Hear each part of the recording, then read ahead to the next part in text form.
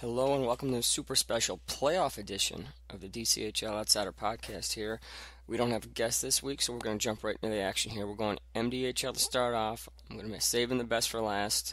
So we had the first game wasn't it? Was Crease Crushers TNT. This was their third game in a row. And Crease Crushers won the first one, TNT won the second. Second one was a little rough because a lot of players had played in the North Americans tournament and were a little bit beat up and sore. But this game was all TNT. Goals from Alex Ortiz, Ben Wilson, Alex Ortiz, and Amit Mystery. That's 4 for them, 0 for Crease Crashers. Shot-wise, it was 9 for Crease Crashers and 32 for TNT. So this game was complete and utter domination. Not good at all, but this is the TNT team that we are expecting to see come playoff time. They're the team that was so dominant last season in terms of goals against, and this is what happens when a team's firing on all cylinders right here. This was a great game for TNT, and we will see if Crease Crashers can recover. We have BladeRunners WuTang clan here. This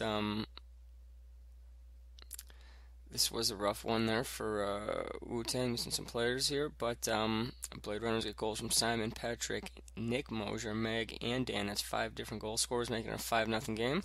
So that will be a big win for BladeRunners here. The playoff picture looking a little hard to tell right now, but we will see what happens. It looks like BladeRunners did jump WuTang with that win, so we will see. We'll see what happens in terms of playoff seeding here. There's 3 teams with 8 games played, 2 teams with 9, so we'll have a better picture after Wednesday night's games, and we'll figure out what's going on there. So we had exciting game here. Rogue One-Timers against the Lucky Pucks. So Kevin Foley started out for the Rogue One-Timers, assisted by Allison Rapp and Andrew Nicholson. Lucky Pucks got a response goal by Jeff Sokol, but Lou Fontek from Mike Elliott is going to be 2-1 Rogue One-Timers here. Ben Berger, 31 saves in net here. Big win for the Rogues.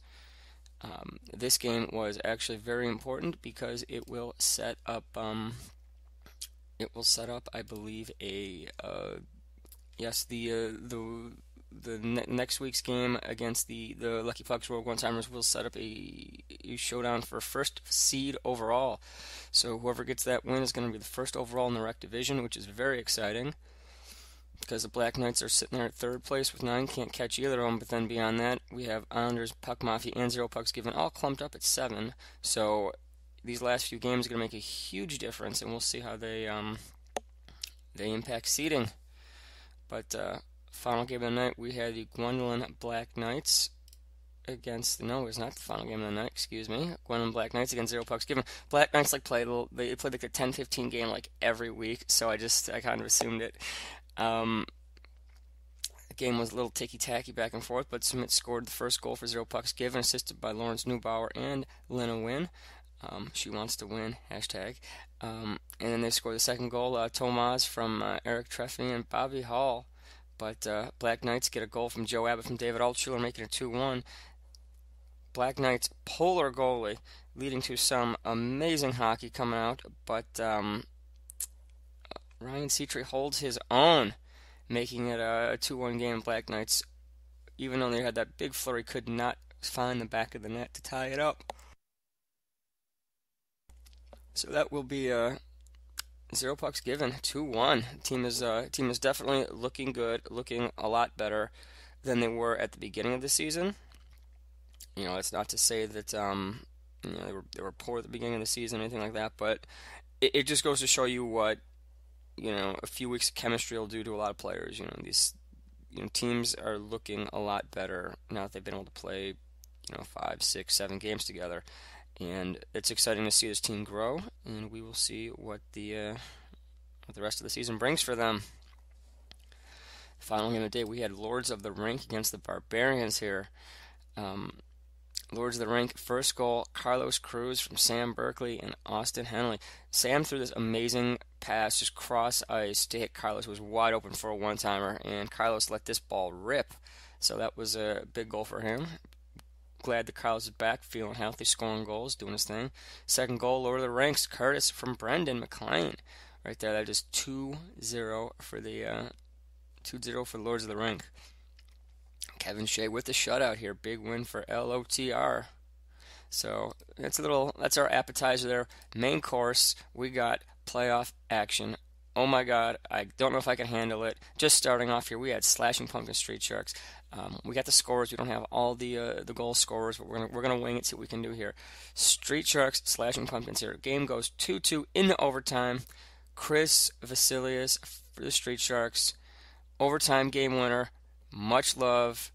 That's a big one there. Sharks take down the Pumpkins. And, oh God, I forget who I called last week. I thought this was going to be a really good game, and it was. So I feel pretty good right there. Yeah, that's a big one right there. That's hard to handle an overtime game like that, but we got to do it again. We're going 3-2 again. Gwendolyn Nightmare versus Hockey Dead. 2-2 going in overtime. Nightmare against Hockey Dead. Nightmare favored to win this one, but Hockey Dead were dominant last season. Found themselves in the basement this season, but playoffs come around. Derek O'Halloran scoring big goals in overtime. Derek he's a big goal scorer. I know he scored some big ones in the past. Shaggy, I'm not sure if he has or not, but yeah, probably. He's a good player. But Derek O'Halloran, big goal right there, making it 3-2. It's my alarm to wake up. I am wide awake here. Too excited to do the DCHL Outsider Podcast today. Hopefully it doesn't go off another 9 times. But third game of the day, we had Crazy Eights against the Gwendolyn Blue Knights here. This game was the number 1 overall seed Crazy Eights against the number 8 seed, the Gwendolyn Blue Knights here. So this is going to be a blowout here for Crazy Eights. Oh, well, let me check. Oh, it was 2-0 Blue Knights, but Crazy Eights, amazing comeback here, tie it up at 2-2. We go to overtime, but we've got John Nuno, big time. John Nuno scores so many big goals, and he does another one here. Gwendolyn Blue Knights upset the Crazy Eights. I believe this is the first time that a 1 seed upset an 8 seed. But take it for what it's worth, because most divisions have 6 teams. But back in the day, there might have been 8 in divisions. So huge win for the Blue Knights. Unbelievable. Crazy Eights have got to be losing their mind after this game. But oh my gosh, I don't know if we can handle 3 overtime games in a row. We're gonna go up next to All Blacks against IPA here. All Blacks didn't want overtime. IPA probably didn't want overtime. We don't do 4 overtime games in a row. This game, All Blacks, huge goal. Mike Johnson from Bill Nardi off a faceoff lets it rip. But then IPA gets a power play goal with about 5 minutes left in the third period. This game's going to overtime, except there's a faceoff in the IPA zone with 5 seconds left. Is Bill Nardi going to win this ball to Mike Johnson? And is he going to pull up some last-second heroics? Yes, he does.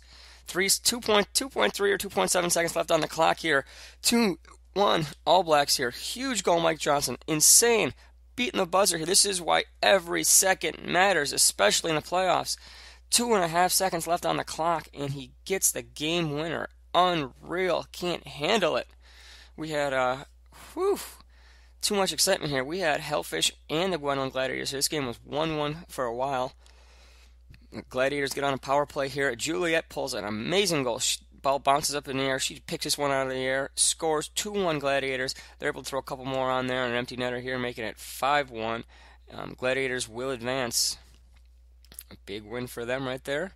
That's another upset right there. A little bit of an upset. Both teams were pretty evenly matched here. The game just went Gladiators' way. We had High Rollers against First Ladies Eleanor here. This was a game. Brian Billig just playing great. Dimitri playing good.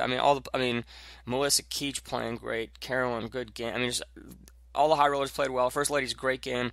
4-2 for 4-2 High Rollers. It seemed like Roderick played a strong game in that for High Rollers. Aubrey played amazing for First Ladies here. Just too much, too much pressure by High Rollers. Moving without the ball, finding the open players. Went a long way. High Rollers get a 4-2 win. We had Goonies, Zambronis here. This was a game. Chris Winkler played a really strong game here. A goal, a couple assists, I think. I'm not sure, but Goonies gonna get the 5-1 win. So we're gonna see what happens for Zambronis in the offseason. Probably making some moves here. But we will keep you updated as as we get some news about that. We're gonna keep the lid on a couple things, couple moving pieces right now. But free agency is gonna be exciting here. But we're gonna save that for later. Stick Magnets against First Ladies Jacqueline here. This was a 0-0 game for a long time, but in the final minute of play, Surrey lets us rip from the point. Ends up, I don't know if it went straight in or deflected or whatever, but that ball had some action, and First Ladies get the win. Surrey gets credit for the goal. Surrey had some family members in the Michael and Son Sportsplex. Even though there were tens of thousands, possibly hundreds of thousands there, millions of billions of people watching at home, Surrey's family front and center, cheering her on. Love that goal. It was awesome, and that's what we want to see right there. We love seeing people come out and watch and support and do all that stuff, and that was really cool. So that's a great goal, great game. First Ladies Jacqueline got to move on here. That was actually a semi-rematch of the championship last season. First Ladies took down Stick Magnets, but First Ladies did the split in two teams. They had one team is going to advance, the other team great game against High Rollers, who were the 1 seed. So this is First Ladies looking good. On top of that, if you look at Gwendolyn for their they did the split too. Both Gwendolyn teams advanced, so that is interesting here. One required some overtime and some upset, some miracle magic, but they're going to get there. So now we're going to some heavy hitters in the D2 division. We had Untouchables Gorilla Gang. We had over/under of 15.5. This game hit the under. I think the original line was 15, but when you put lines out, you usually want that half, so there's no ties. And 15.5, and this was 9-6 Gorilla Gang, 9-6 Untouchables. There's the alarm again. I'm not alarmed here because this game was high scoring, and it's just goals. Tam played great for Untouchables, Nicole played great for Gorilla Gang. It's just these teams, I don't know, the style that they play, the way they move the ball in the offensive zone makes it hard for the defense to respond. A lot of people moving without the ball, finding backdoor goals, breakaways, high quality chances here, and it's amazing how so many goals can be scored and goalies can play so great. It's just when you play that offensively based, you're going to get some insanely high scores, and this is what we had. So other D2 action here. High score, not as high though. We had Youngbloods against the Yager Bombs here. 6-3 Youngbloods. Taylor Stedman hat trick. That's a big difference maker right there. She is probably a difference maker in most games she plays in. So Youngbloods are going to advance. Taking down the Yager Bombs. A little bit of a rough season for them, but they'll figure it out. We had Goldsteins against Lizards here. This game was back and forth. Crazy towns. Game ended up 5-4 Goldsteins with the upset. Well, not much of an upset. I mean, that was a great game. I don't know who was favored going in, but 5-4, not much more you can ask for in a game like that. Sean Fastbinder played a great game. Sean looked great on D, making a lot of cuts, shots from the point, letting them rip. I think he scored a goal or two, but he was the dominant player in that game. So, final game of the day, Redcoats Puck Buddies. This is the game everyone wanted to see. No, not really, but Redcoats get up early. Puck Buddies respond. I believe it was 2-0 Redcoats, but then it's 4-2 Puck Buddies, and then it's 5-4 Redcoats, and then Felice gets a late goal, a couple minutes left here, 5-5. We're going to go to overtime. It's going to be close, but no, we are not here. Redcoats, 7 seconds left, going to lead one last final push. A couple chances on net. Ball kicks out. Tyler, mid-winner, lets his ball rip, beats the buzzer. Fractions of a second left on the clock right there, and that's a huge win for Redcoats. Loving it. Shout outs to Brett Snyder, past, present, and on future Redcoats. He's just rocking in Australia right now, just having a blast doing his thing. But he is going nuts in Australia right now. Loving. He woke up early for the game because the time differential allows him to catch that game 9 in the morning right there. Must be a great way for him to wake up. Best part of waking up is Redcoats in the cup. It's weird. I don't know. I tried as like a Folgers reference. That was kind of weird. I don't know. I'm an idiot, but that's fine. Okay, next week's playoff action here. Major shout out to all the people who helped stream. People love the streams. People's parents love the streams. Friends and family love it. It's awesome. And it's hard. We did, 3, 4, 5, 12 games. a lot of people chipped in, helped. One game here and there, Tway jumped in, Adam Marcus jumped in. Claude did some, Jess. Just suds. I mean, it's great to have all the games streamed. Just keep in mind that it's really hard, and some people got to play, some people got to take care of all this stuff, do what they can. So it's hard to get people to fill all those spots. So if you're interested, let us know. Jump in, try a game. Worst case scenario, it's better to have someone streaming a game and not feeling as comfortable as they could be than to not stream a game at all. Especially with playoffs, we really want these awesome matchups here. We had so many games that were so amazing, so it's great we got those on tape. So we got Lucky Sevens Hockey Dead here. It's going to be interesting. The 1 seed Lucky Sevens against the Hockey Dead. We're going to see if the Dead Men can follow up that exciting overtime win with a knockout of the number 1 seed. We got the number 2 seed Midnight Riders against the Street Sharks here. That's going to be a great game. Both games, we're on upset watch here. Those are hard to call, so we're going to see. We got High Rollers against the Guanylin Blue Knights here. Again, this one, you'd never know either way here. This is going to be exciting. Stingrays, Goonies. Uh-oh. This is becoming one of its own El Clasicos here. I don't know. This is a game that's going to be really hard to call here. This game is that'll be exciting. If you've been watching anything on the stream, I don't want to watch that one. Gladiators, First Ladies, Jackal, and this is, again, another one of these matchups. These teams have played each other a bunch. We got Arabians against the All Blacks here. That'll be a good game. Ball Hogs, Untouchables. Rematch from the regular season where the Ball Hogs stole a win. Ball Hogs came from behind late to win one, and they came back late to tie it. Ball Hogs, the Cardiac Kids here. We're going to see if the offense or defense is going to win this championship. And we got Funks and Youngbloods. God, these games are all going to be so great. Oh my God, it's going to be so good. And then we got D1 Action Mercury Rising against Redcoats. Puck U against the Goldsteins. Goldsteins, Puck U play each other a billion times a season, I swear. And oh my God, these games are going to all be so great. Get pumped for some DCHL action. Shout outs to all the people who help make it work, the refs, the people who stream and all that. It's so great. It's great to be able to say, I want to stream all the playoff games. We're going to try to and do so well.